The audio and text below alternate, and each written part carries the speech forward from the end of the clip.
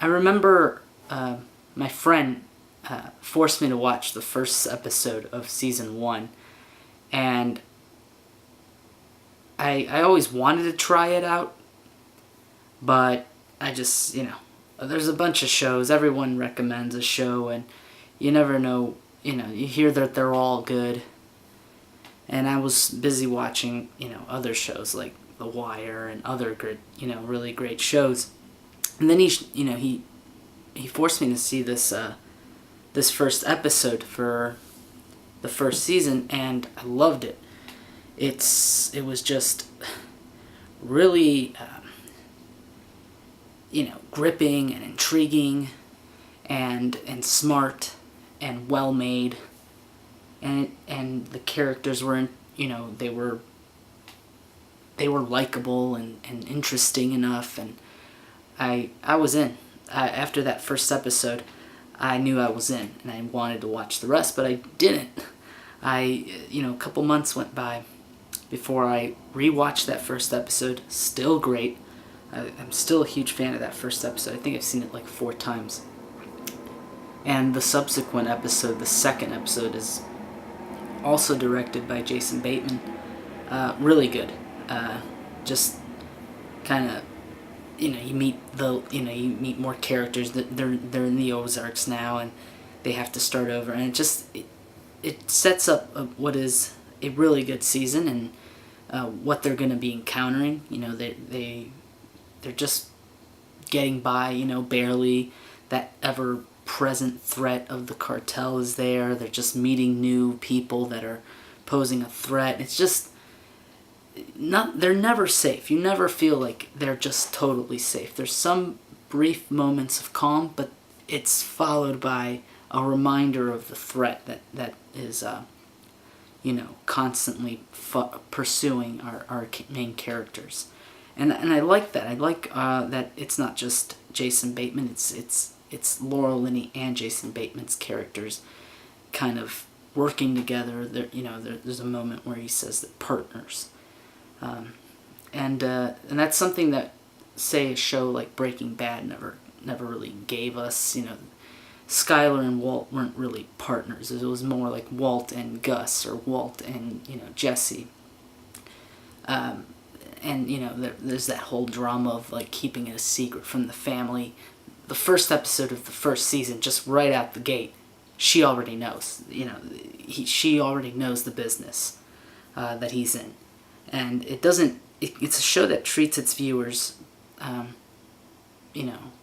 with a little bit of respect, as in the show says, we know you saw Breaking Bad. We know you've already seen this before. We're not going to retread that whole drama of the husband who keeps his business secret from his family. You don't need to see that again. We know you saw Breaking Bad. So in this show, the wife already knows, and by the second episode, the kids know. So it doesn't bother us with that kind of drama, and just throws it all out and builds from there. And it's a show that's a perfect follow-up, I think, for if you're a fan of Breaking Bad. If you like that, man trying to keep his family together, but also, deal with a vicious, sinister world. And if you want more of that, I think Ozark is the perfect follow-up. I'm not going to talk about the first season. I wish I could. I really enjoyed it. It's one of my favorite seasons of any television show ever. I'm going to talk about the second season, which came out somewhat recently, and what I thought about it. So we start off, and we see the characters pick up right where the first season left off, and just right out the gate, the writing's good. The cinematography's really good, and still have that blue kind of filter, that kind of color grade, really cold color grade on it. I'm not sure why that was selected. It's maybe to kind of evoke somberness. I don't know. I don't know why they went with it, but I wish they wouldn't. But whatever. I look over it, because the rest of the show is what matters in it, and the rest of the show is good. The second season just starts us off with, things that the first season kind of set up, which is the Snell's ferociousness, and how it's going to, pair up to the cartel's, power. And we have Ruth Langmore's father getting out of prison. He was set up in the first season. We're going to get to see just how nasty he really is.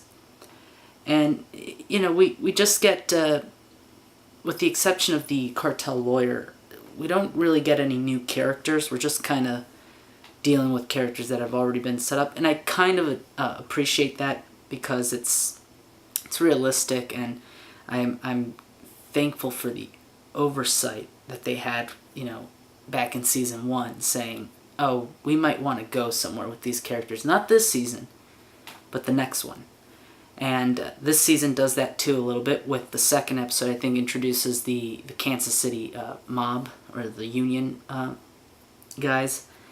And they don't do too much in this season, but I think they're going to come in a lot more in the third season, considering how this season ends. So I appreciate that kind of oversight. Them kind of leaving threads for themselves and being that on top of things. Is oversight the right word? I appreciate that kind of attention to their narrative, and to their characters, and their show. But it's what that first episode lacked was, like I mentioned, that I watched the first season's first episode like 4 times, because it's that good. It's so good. And this, I can't say the same for this season. It's not any particular episode I'd like to revisit. It didn't expand the world of Marty Byrde and the world he lives in. It mostly dealt with, okay, we already established it. Now we're just going to see our characters make choices and react to things. And they make a point of it in one episode where they mention, or Buddy tells, Marty, you're just reacting. You need to act. You're only reacting to the actions of others. You need to take some action. And that plays into his arc, and it kind of comments on this season. This season is dealing with the fallout of the first season, and I can appreciate it, especially since we see that it's not over. They're planning a third season. There's clearly one that they want to tell. I don't think Netflix has any reason to cancel the show, so I think if all works out, I think we will get a third season. I just hope it doesn't grow stale, or it doesn't grow, it doesn't become forced. We just get endless plot threads, and we can just keep this show running forever. I'd like for there to be an end game, and I'd like them to have that much attention, just like they had attention, to add in characters that they might want to use in another season. I'd hope they'd have the care and attention to know that, okay, we know what the end game is, but and this is kind of how we're going to get to it, little by little, season by season. So we get a few episodes of just meeting old characters and what they're up to. Ruth is dealing with her father, and what's her name?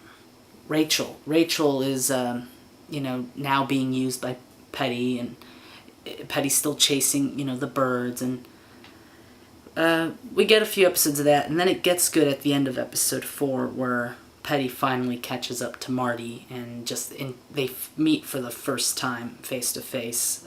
No BS, no disguises. He catches them not red-handed, but he shows his cards and says, okay, I'm an agent and I'm pursuing you. And that episode is pretty good. The following episode where they're all they're all a little paranoid, and everything, the house of cards is just like, shaking, and Marty has to, he has to rein everybody in, make sure everyone's loyal, and nobody freaks out, and we see a pretty brutal scene of Ruth getting, waterboarded, pretty poorly, but if you're gonna waterboard someone, you should, do what the CIA does, and put them at an angle so that the water goes into their nose and they can't. It's worse. That you can do that worse than how Ruth got it. But yeah, it's a good episode. I definitely, it reminded me of the episode in season 1 that would constantly remind us, hey, did you think everything was going fine? No, remember, here's the cartel, here's the Snells, here's Mason deciding not to, distribute on the water. Just it reminded us that there are stakes, and not everything is safe, and not everything is certain. I was wondering what was going to happen to Buddy. He kind of outlived his usefulness after the first season, but they found a really good way to use him this season, and he went out with a bang, I'd say, and yeah, I think that was a good end to his character. But this episode where they're just mourning his loss, it was touching, but yeah, outside of that funeral scene and a scene between Wilkes and his his associate secretary, I don't know what that guy is. He's a good actor, but they meet with Petty, and they kind of just let him know to back off, because they mention all his transgressions and unethical choices from the first season, and we regress a little bit of Petty's pursuit. So anyways, after that episode, we get another kind of it's kind of filler, but it's not, because it deals with the fate of one of our characters, which is Mason. Primarily the episode is about I forget her character's name. Laura Linney. He kidnaps Laura Linney's character. I forget her. Wendy. He kidnaps Wendy, and we kind of get to see what's the logical conclusion of a man like Mason. And I think they handled it pretty well. I think that it makes sense for Mason to end up to confront that he's kind of suicidal or fatalistic, and he never really, he didn't, his actions weren't to find God.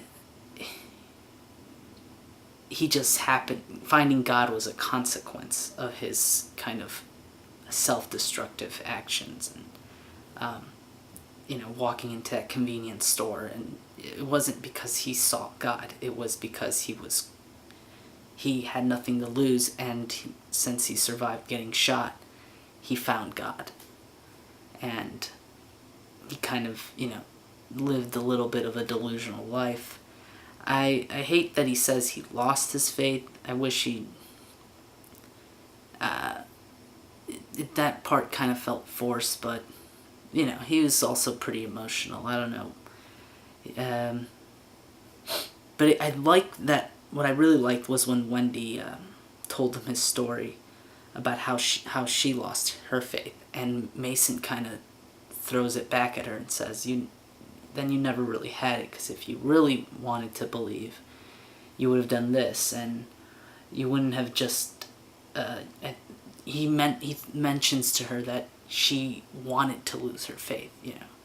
She just wanted this, I think it was this parishioner priest that she was confessing to.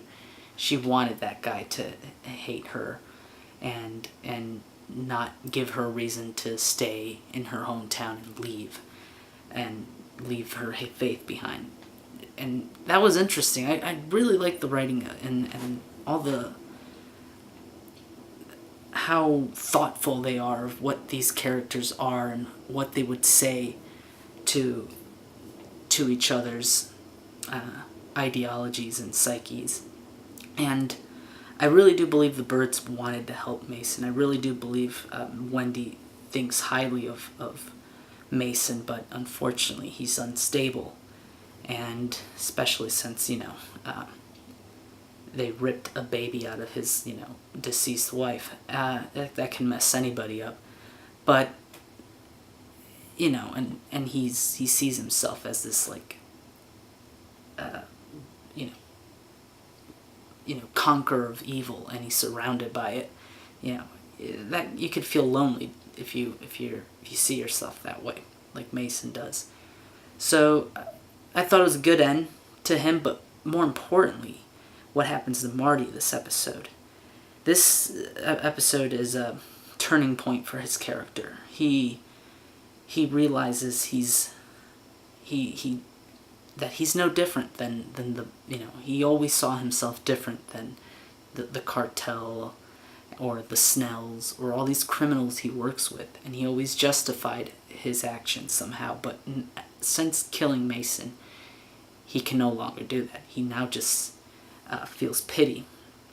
In the following episode, he feels he can't go on because he thinks about all the people who didn't have a choice, who were victims of their choices, like Gracie, Mason's wife, or Rachel. And then that's how this next episode starts, where he has to help Rachel break free from Petty.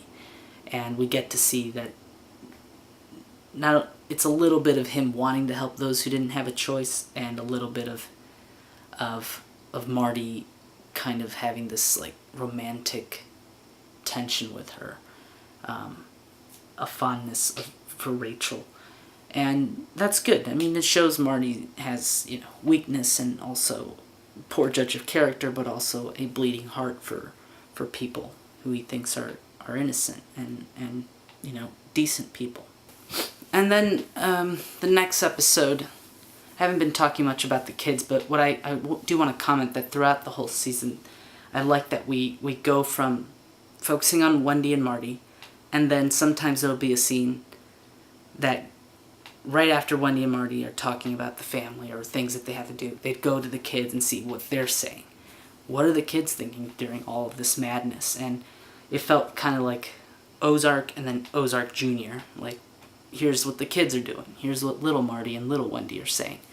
And we see how they kind of are starting to grow suspicious, or in the case of Charlotte, suspicious, and in the case of Charlotte, and kind of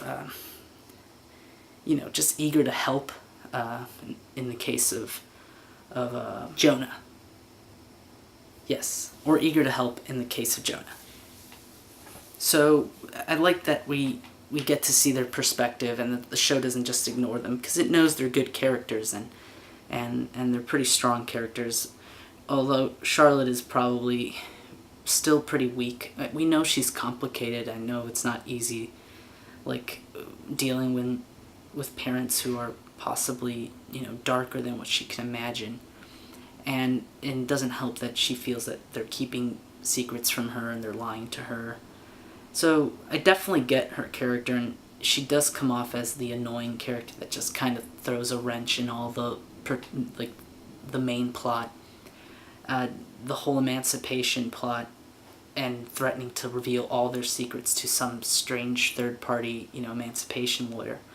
That's, it's frustrating, but it just kind of ups the stakes again for our main characters, Marty and Wendy, but it does make Charlotte just kind of insufferable or kind of annoying. But, I definitely get why she would do all those things. And it's good. It's just good television. That's good writing and good thrills. And then we end the season with this very possible reality that they might leave the Ozarks and they might leave all this behind, and that feels really bold, and it would be great if I, the whole time I was thinking, okay, so there's gonna be a season 3 setup, maybe, maybe, They could still kill these characters off this season, but I wasn't really thinking that. I was just thinking maybe we do leave the Ozarks and we go to Australia. But, no, that doesn't happen. Wendy now assumes this more dominant role in the partnership of Wendy and Marty to keep the family alive. She's had to carry Marty a little bit since, Marty hasn't been feeling himself ever since, killing Mason. I like that. I like that the power has kind of shifted over to Wendy more. And not because I like, I'm not into the whole cliche of the strong female thing. It's kind of a fad right now, and it's kind of annoying to see it everywhere. But in this case, they've earned it. They've earned that moment of Wendy taking more power from and more agency from Marty in deciding how they keep the family alive and how they deal with the cartel and with everything. And I like that. It makes sense why Marty would give up some of that and just want to flee, drop everything and flee. And it makes sense that why they stay in the Ozarks. But now, we have all sorts of problems. Wendy ordered the hit on someone, so she effectively killed somebody. She's kind of up there with Marty in body counts. But, they're getting colder. Wendy is. She's getting deeper in, and Marty's kind of wants to pull out because he went too deep, And it's going to be interesting to see how these characters continue in a third season. Wendy with this, renewed kind of vigor. She feels like she's in her element, and she's making the cartel proud. She's making, Missouri, the Ozarks proud with this, riverboat casino. But Marty's just kind of in this,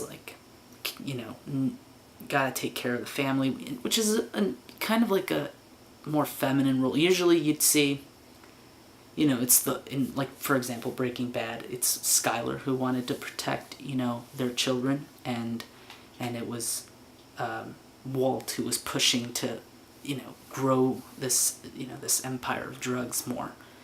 And in this show, in this season, we now are seeing Marty kind of being overprotective of his family and wanting to flee and get out. And Wendy's character saying, no, wait, we can do this.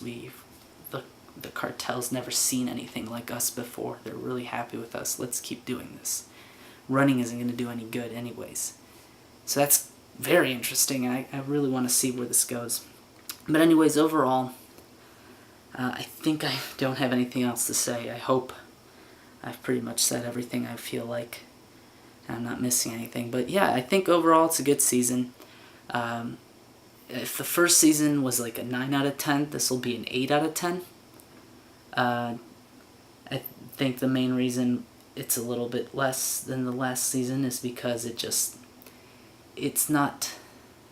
wasn't as intriguing as that first season, which, it's hard to do. That first season didn't have to live up to anything. It just needed to make its first impression. This season had to,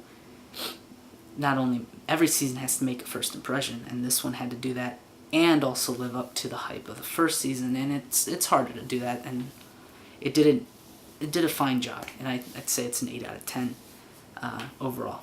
Great season. You gotta watch it, obviously, and I can't wait for the third season. Hopefully that happens. Anyways, that's it.